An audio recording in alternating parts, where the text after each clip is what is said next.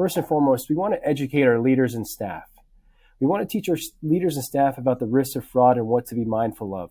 When we start thinking about red flags, a lot of these things, when we start thinking about what were some of the incentives that were happening, there were some red flags that could easily have been identified if people were aware and were observing what was happening.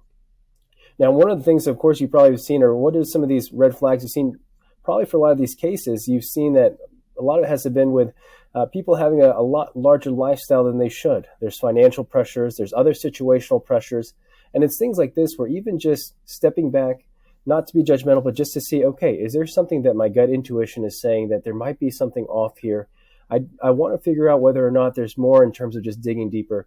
When we start thinking about this, most leaders and staff, especially in a ministry setting, there is a lot of trust that is involved. And it's where we need to be mindful that, of course, there's some benefits of that, but we also realize that because we are human, there are also some incentives that happens from our human nature that could be taken advantage of. We start thinking about even just regularly testing staff and leaders to keep awareness heightened.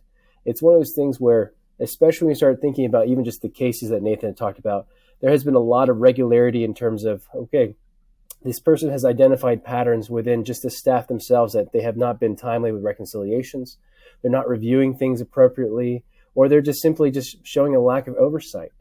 Those are things where we want to really make sure that our staff and leaders at the organization are aware that there is some detection being done there. And some of these things that could come as a result of this is, some examples are as making it known as a part of communication that on top of a zero tolerance policy, we're also doing some spot checks. We're also making sure that we're keeping an eye on not just dollar values at all, but just overall, just any types of things that may stick out to us, especially as leaders.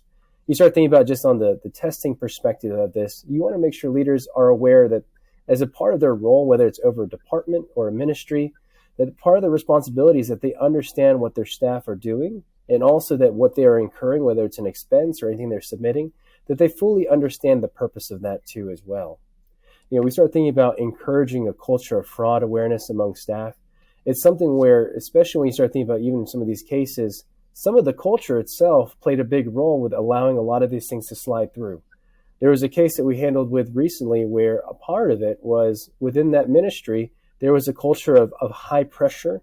There was some levels of, in terms of just when it comes to bullying from the person that was committing it, that was happening there.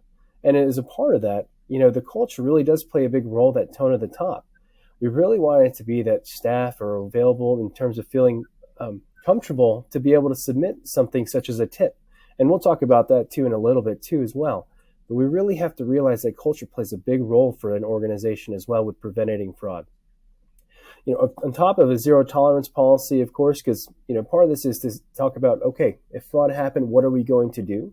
We really want to emphasize what the plan is for the organization and making sure that both for leadership and also for staff, that everyone's aligned, that there was communication that was sent out as to this is our organization's stance on fraud, and this is what we're going to do if any fraud is caught.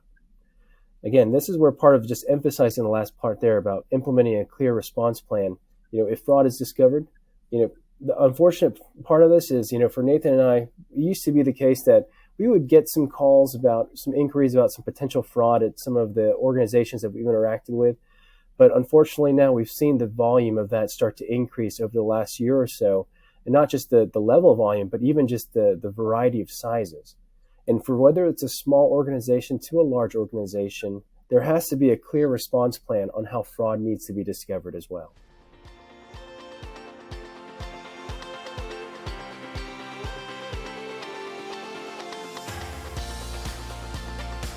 Subscribe to our YouTube channel for more finance, governance, and fundraising news and insights for your church or ministry.